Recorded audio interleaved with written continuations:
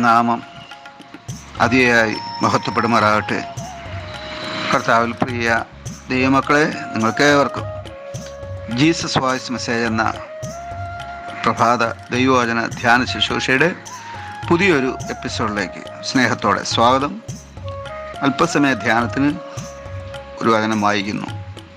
യെശയ്യാപ്രവാചകൻ്റെ പുസ്തകം അധ്യായം 1 വാക്യം 3. കാള തൻ്റെ ഉടയവനെയും കഴുത തൻ്റെ യജമാനൻ്റെ പുൽത്തൊട്ടിയെ അറിയുന്നു, ഇസ്രായേലോ അറിയുന്നില്ല, എൻ്റെ ജനം ഗ്രഹിക്കുന്നതുമില്ല. കർത്താവിൽ പ്രിയരെ, നാം വായിച്ചു കേട്ട യെശയ്യാപ്രവാചകൻ്റെ പുസ്തകം 1-ാം അധ്യായം ആദ്യ വചനങ്ങളിൽ ദൈവം തൻ്റെ ദുഃഖം യെശയ്യാപ്രവാചകൻ വഴി ഇസ്രായേൽ ജനത്തെ അറിയിക്കുകയാണ്. എന്താണ് ദൈവത്തിൻ്റെ ദുഃഖം?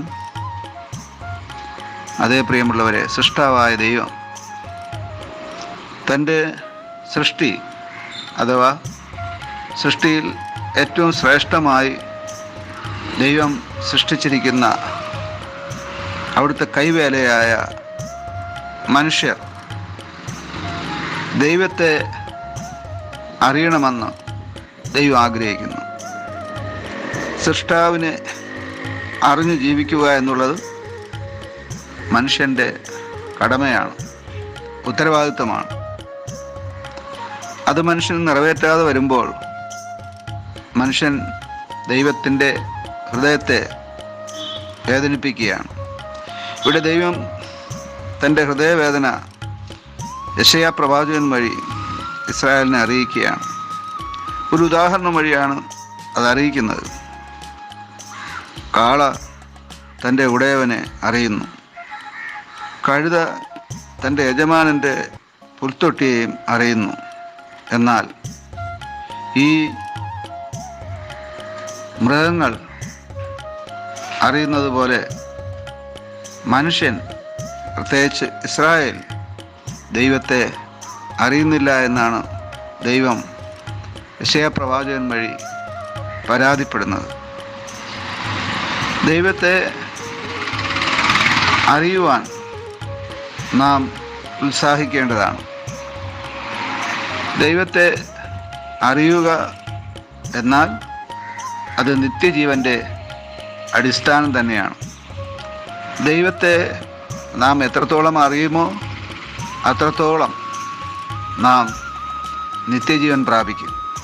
വിശുദ്ധ യോഹന്നാൻ എഴുതിയ സുവിശേഷം 17-ാം അധ്യായം 3-ാം വാക്യത്തിൽ ദൈവപുത്രനായ ക്രിസ്തു തന്നെ പറഞ്ഞു, ഏക സത്യദൈവമായ നിന്നെയും അഥവാ യഹോവയായ ദൈവത്തെ നീ ഈ ഭൂമിയിലേക്ക് അയച്ചിരിക്കുന്ന യേശു ക്രിസ്തുവിനെയും അഥവാ ദൈവപുത്രനെയും അറിയുന്നത് തന്നെ നിത്യജീവനെന്ന്. അതേ പ്രിയമുള്ളവരെ, ദൈവത്തെ അറിയുവാൻ നാം അനുദിനം ഉത്സാഹിക്കേണ്ടത് അനിവാര്യമാണ്. അങ്ങനെ നാം ദൈവത്തെ അറിയുവാനായിട്ട് ഉത്സാഹിക്കുമ്പോൾ നാം നിത്യജീവൻ പ്രാപിക്കുവാൻ ആരംഭിക്കുകയാണ്. അതുകൊണ്ട് ഓരോ ദിവസവും ദൈവത്തെ കൂടുതൽ അറിയുവാനായിട്ട് നാം പരിശ്രമിക്കണം. അതിനായി ഉത്സാഹിക്കണം, അതിനായി പ്രാർത്ഥിക്കണം, അതിനായി സമയം വേർതിരിക്കണം. അതിനായി ദൈവവചനത്തെ നാം പഠിക്കുകയും വേണം. കാരണം പലപ്പോഴും ദൈവവചനത്തിലൂടെയാണ് ദൈവം നമ്മോട് സംസാരിക്കുന്നത്. ദൈവവചനത്തെ ഉപേക്ഷിച്ചുകൊണ്ട് നമുക്ക് ദൈവത്തെ അറിയുവാനായിട്ട് സാധ്യമല്ല.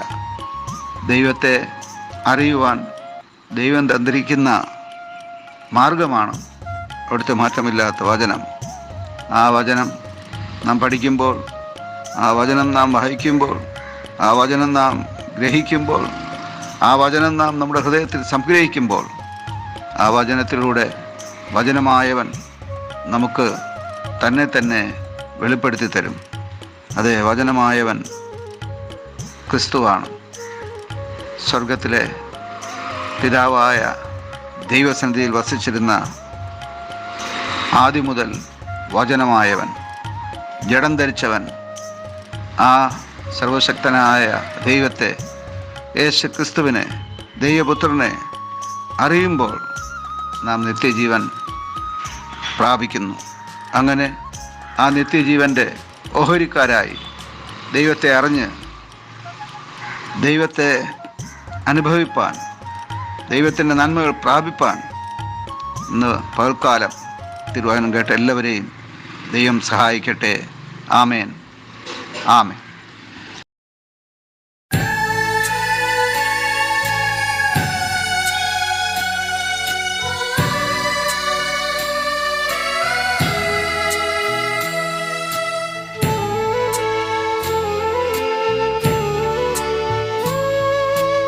ആകാശമേ കേൾക്ക,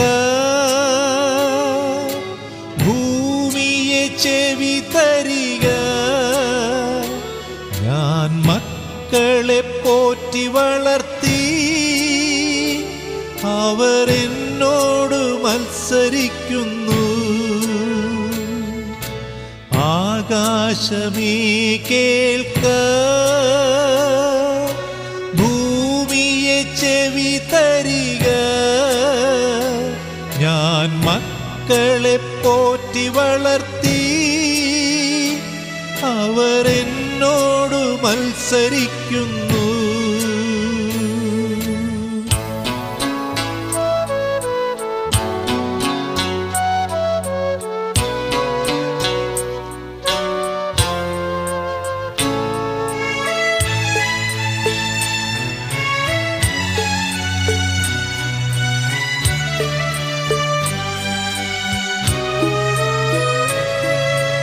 കാള തന്റെ ഉടയവനെ, കഴുത തന്റെ യജമാനന്റെ, പുൽത്തൊട്ടി അറിയുന്നല്ലോ എൻ ജനമറിയുന്നില്ല. കാള തന്റെ ഉടയവനെ, കഴുത തന്റെ യജമാനന്റെ,